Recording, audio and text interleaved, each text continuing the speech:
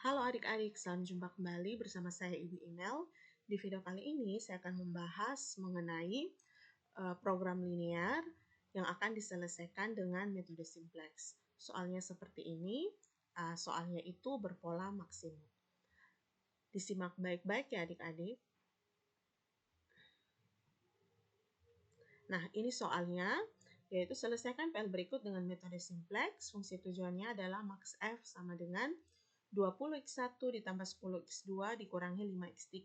Dengan fungsi kendala yang pertama 2x1 kurang x2 ditambah 3x3 kurang dari atau sama dengan 6. Yang kedua adalah x1 tambah 3x2 kurang dari atau sama dengan 12, di mana x1, x2, dan x3 itu lebih dari atau sama dengan 0. Nah, untuk menyelesaikan dengan metode simplex, soal program linear ini dibawa dulu ke dalam bentuk kanonik dari program linearnya.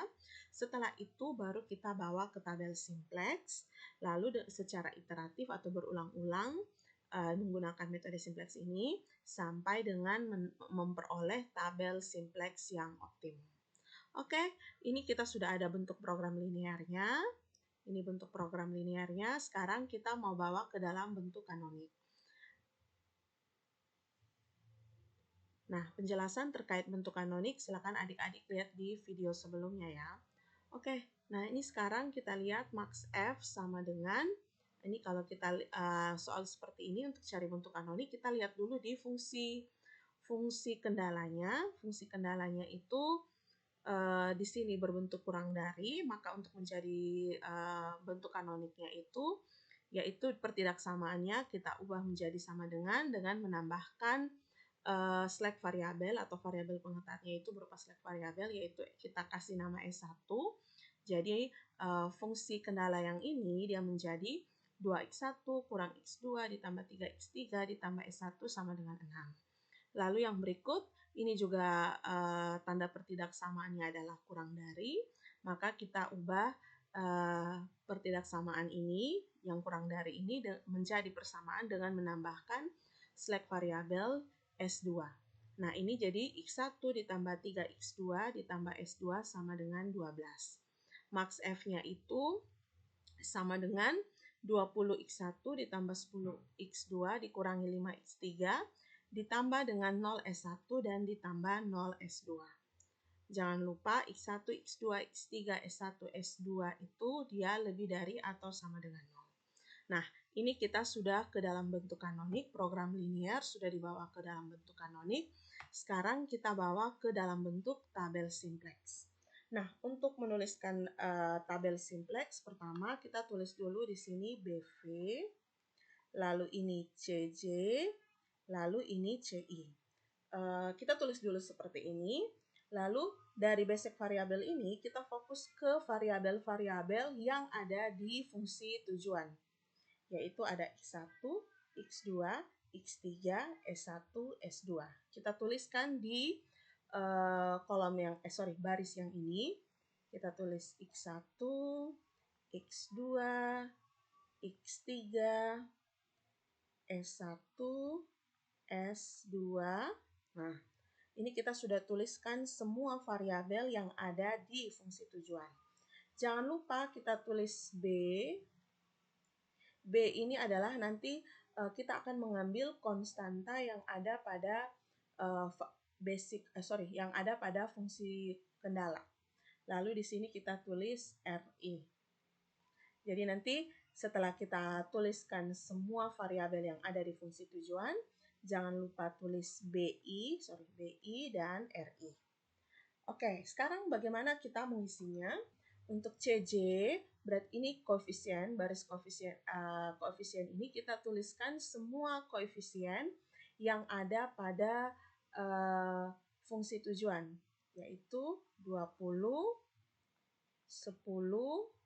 negatif 5, 0, 0.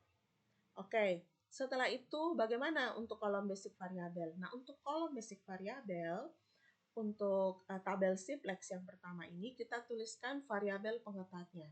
Variabel pengetatnya itu adalah S1 dan S2. Jadi itu kita tulis S1, S2. Kita lihat koefisien variabel select variabel yang ada di fungsi tujuan itu adalah 0. Maka untuk di C ini kita tulis 0.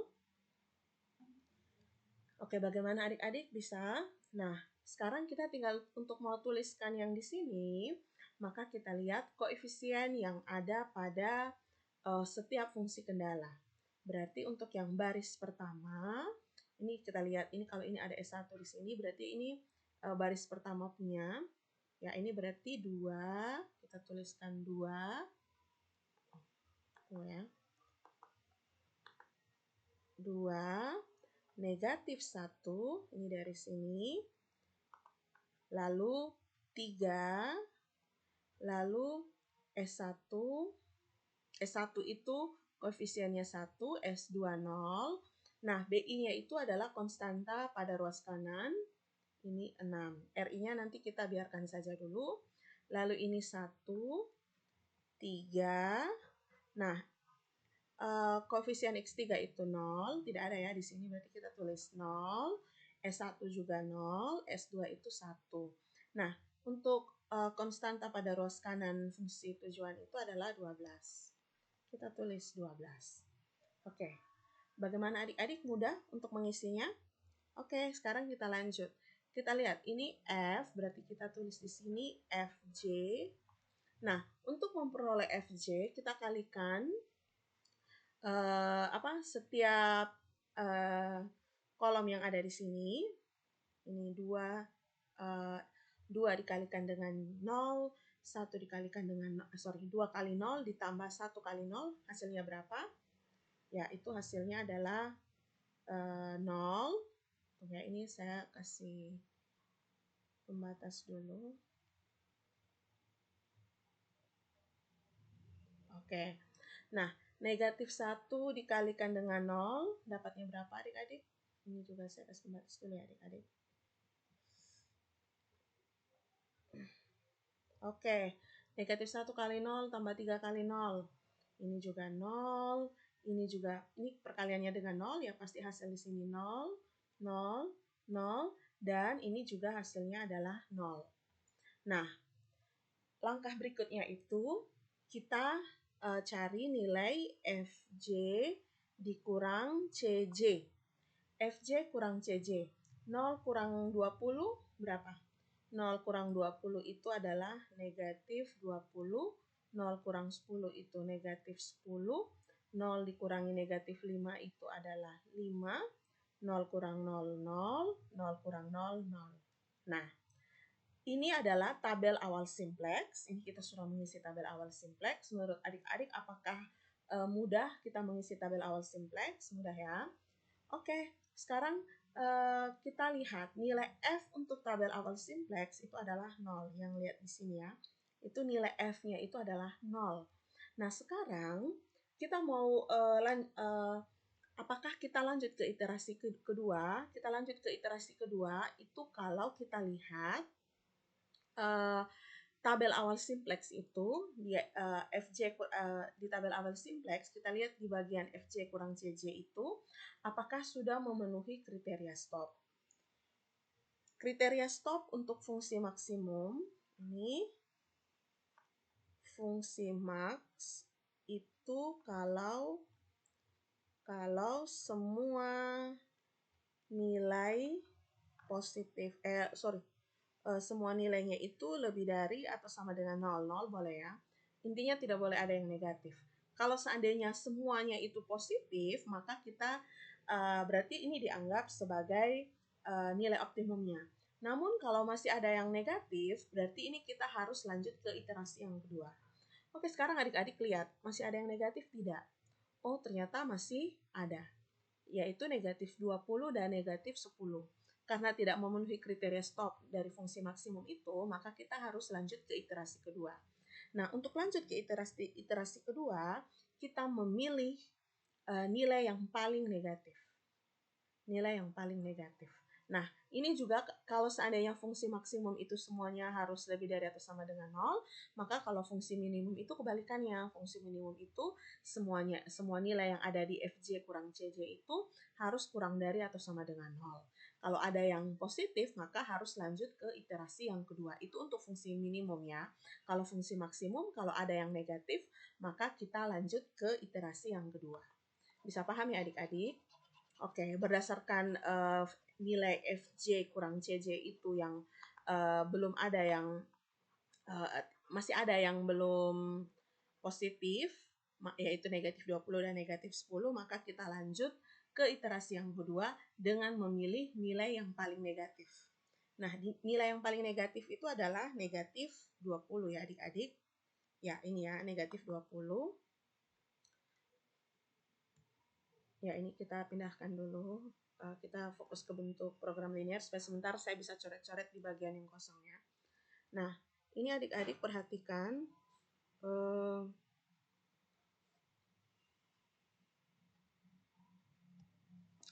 Nah, kita pilih kolom. Ini pilih kolom yang nilainya paling negatif. Ini ya. Nah, ini maka dia akan masuk ke menjadi kolom pivot. Nah, untuk memperoleh nilai RI ini, maka kita membagi atau ini RI ini rasio membagi 6 kolom ya, nilai yang ada di kolom BI ini dengan nilai yang ada pada kolom ini, kolom yang menjadi kolom pivot itu. Nah, sekarang 6 dibagi dengan 2 berapa? 6 bagi 2 itu adalah 3, 12 bagi 1 itu adalah 12. Nah, untuk mencari baris pivot, maka kita lihat rasio yang terkecil. Rasio yang terkecil itu adalah 3 ya adik-adik, maka kita pilih 3. Nah, ini kita menjadi baris pivot. Nah, berarti sekarang ketika kita lanjut ke iterasi kedua, di bagian kolom basic variable ini,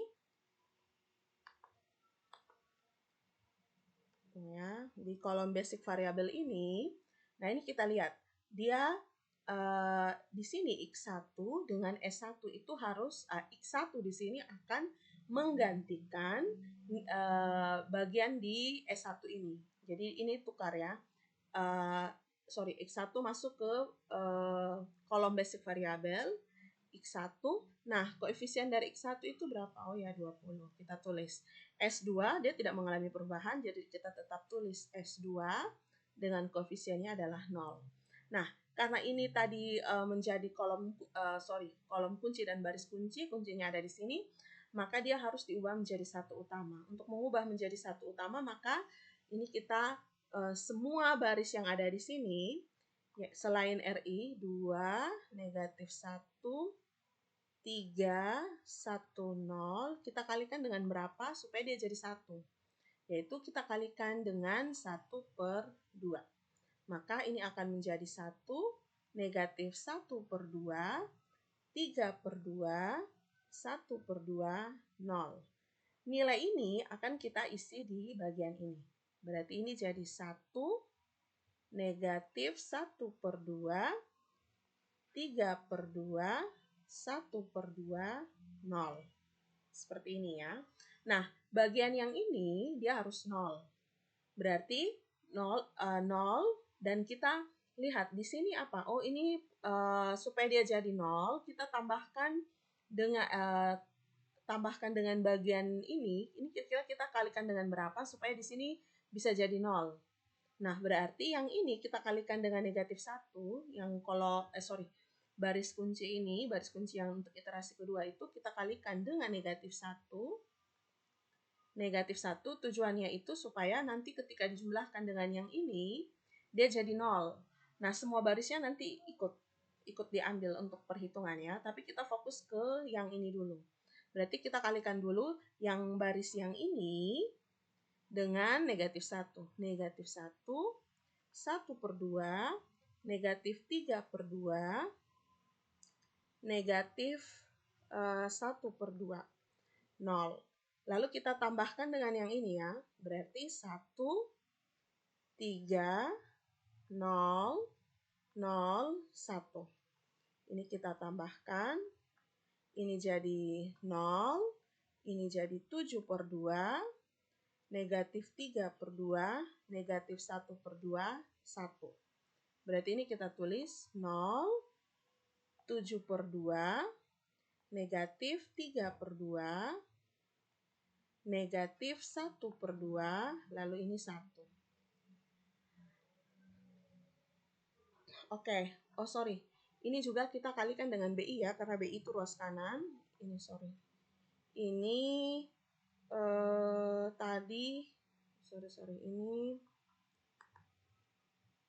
2 negatif, oh ini 6, berarti ini dapatnya 3.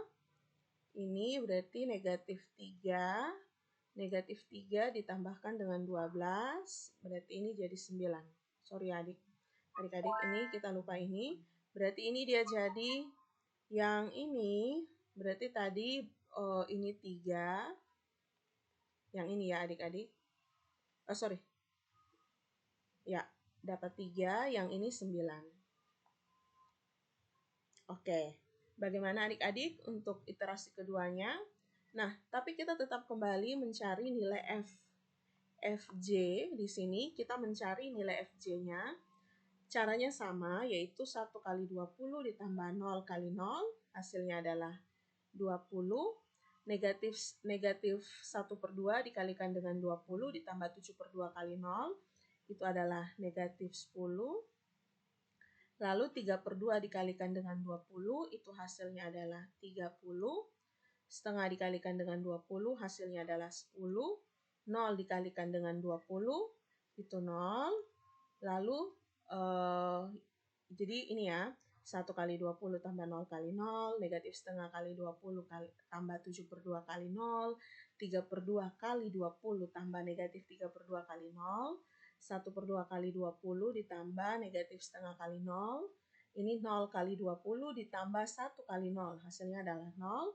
Nah yang ini 3 kali 20 ditambah 9 kali 0, hasilnya adalah berapa adik-adik? Ya 60 ya.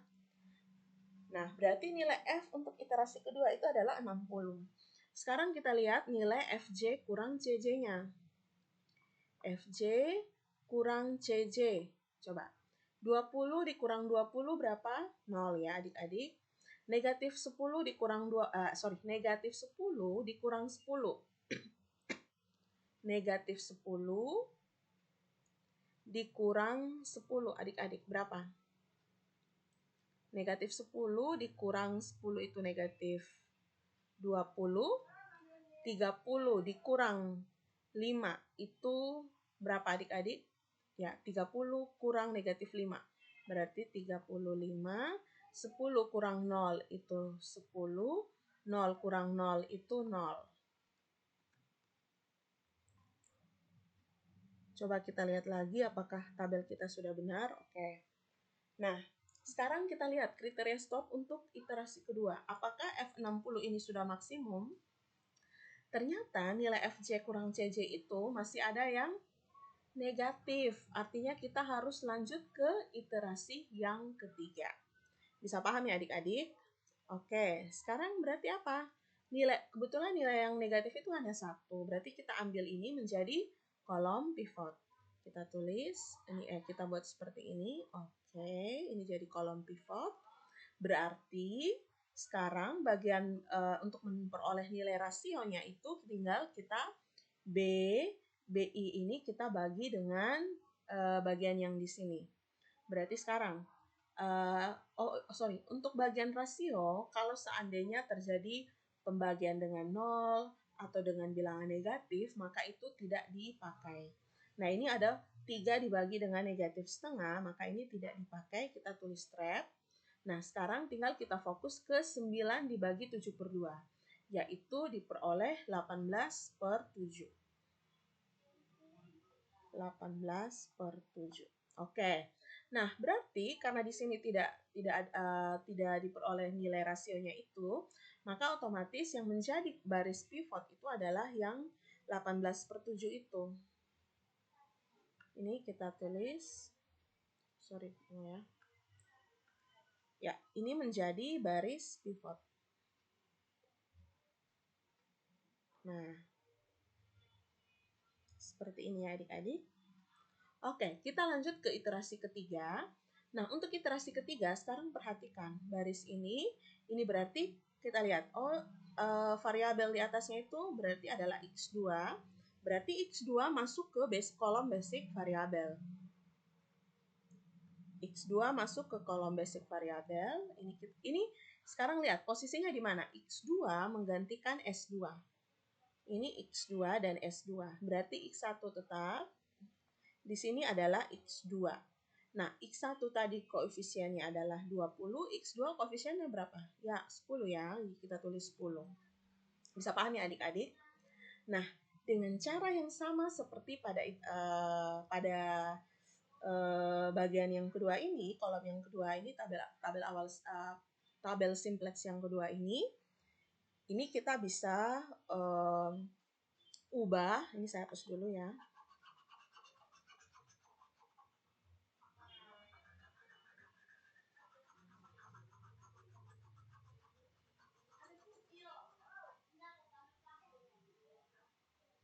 Nah, sekarang kita perhatikan untuk tabel simplex yang kedua, yang sekarang iterasi yang berikutnya, iterasi yang kedua.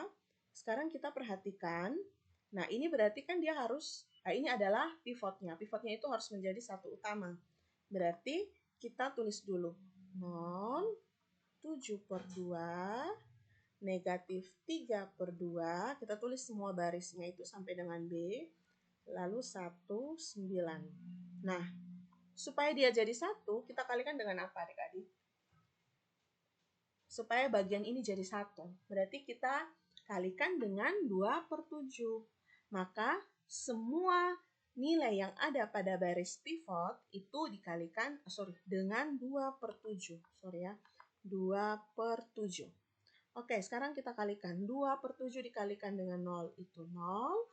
Ini jadi 1, yang ini jadi negatif 3/7, yang ini jadi negatif 1/7, lalu 2/7, dan 18/7. Setelah itu, dengan cara yang sama, berarti apa? Yang ini kita harus buat jadi 0. Kalau kita mau buat ini jadi 0, maka, ini kita tulis dulu ya di sini. Ini di bagian X2 ya. 0, 1, negatif 3/7, negatif 1/7, 2/7, ini 18/7. Nah, sekarang kita mau ini jadi 0 ya. Berarti apa? Nilai yang ini kita kalikan dengan berapa? Dengan setengah ya.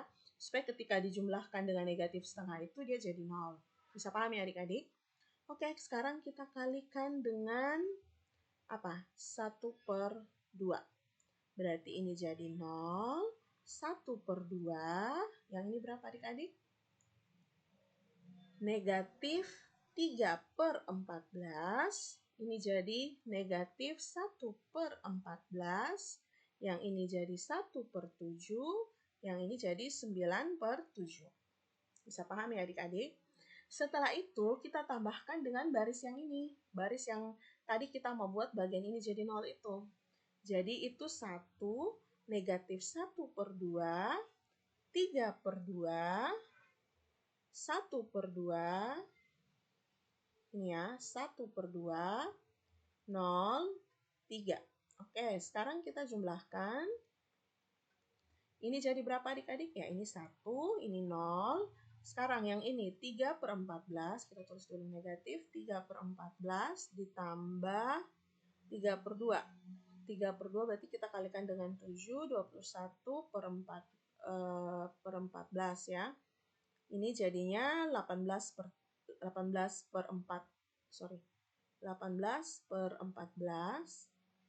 Itu sama dengan 9/7 ya adik-adik. Itu kita sederhanakan menjadi 9/7. Sekarang bisa ya adik-adik, ini saya hapus ya.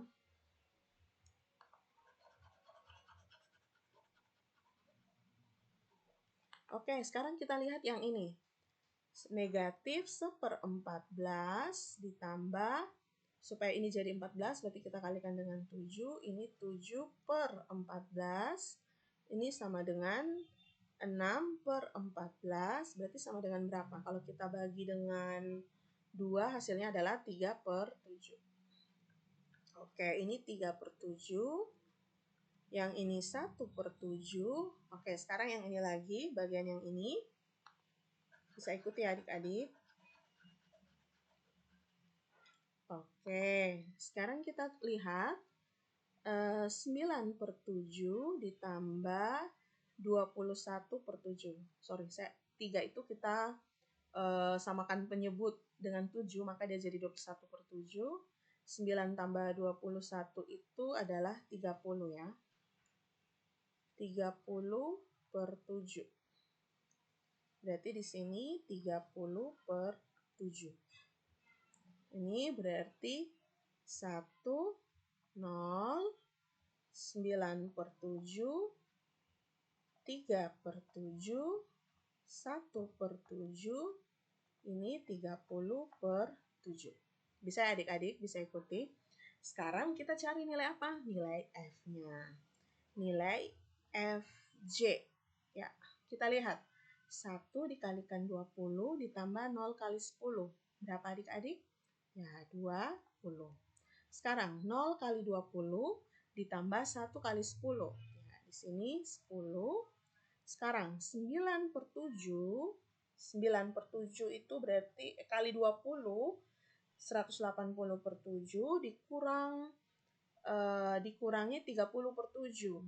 Berarti dapat 150/7. Benar tidak ya adik-adik? Coba cek lagi. Ya, benar ya. Oke, coba sekarang kita lanjut. 3/7 dikalikan dengan 20 itu 60/7. Dikurangi dengan, ditambah, 3/7 ditambah, saya ulangi. 3/7 dikalikan dengan 20 ditambah 1/7 dikalikan dengan 10. Berarti dapat berapa? 60/7 kurangi 10/7 itu dapatnya adalah 50/7. Sekarang ini 1/7 kali 20 itu 20/7 ditambah dengan 2/7 kali 10. Berarti nilainya adalah 40/7. Nah, sekarang yang ini 30/7 dikalikan dengan 20, 600 ya. 30/7 dikalikan dengan 20 itu 600/7 ditambah 18/7 dikalikan 10. 18/7 kali 10 itu 180/7. 600 ditambah 180 itu 780/7. Seperti ini ya. Bisa ya adik-adik?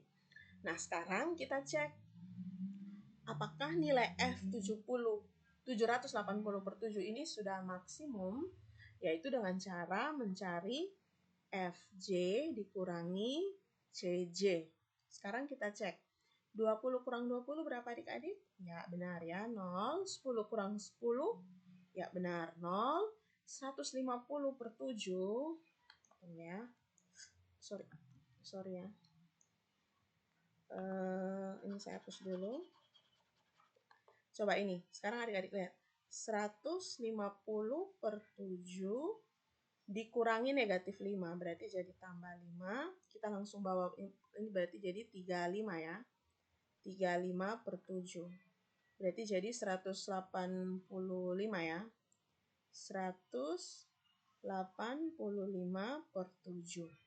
Sekarang lihat. Oh, ini 50/7 dikurangi 0. Mudah ya. Ini jadi 50/7. Yang ini 40/7 dikurangi 0. Dapatnya adalah 40/7. Sekarang adik-adik cek. Apakah nilai FJ kurang CJ-nya masih ada yang negatif? Ya, benar sekali. Sudah tidak ada yang negatif. Artinya apa adik-adik? Artinya nilai F yang ini, nilai F yang 780/7 itu sudah maksimum. Karena apa? Dia sudah memenuhi kriteria stop tadi. Yaitu kriteria stop untuk fungsi maksimum itu kan tadi adalah FJ dikurangi CJ itu harus lebih dari atau sama dengan 0. Nah, ini sudah memenuhi. Nah, berarti kesimpulannya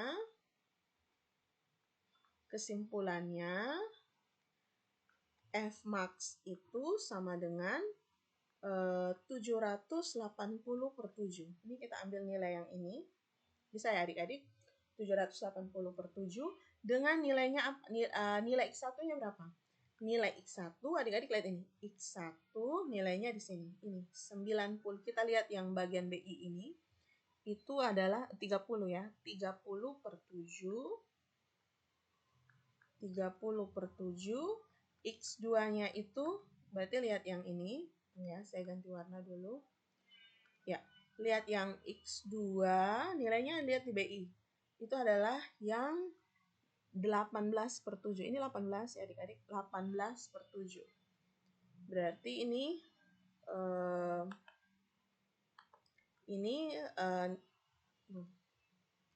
X2-nya itu adalah 18/7.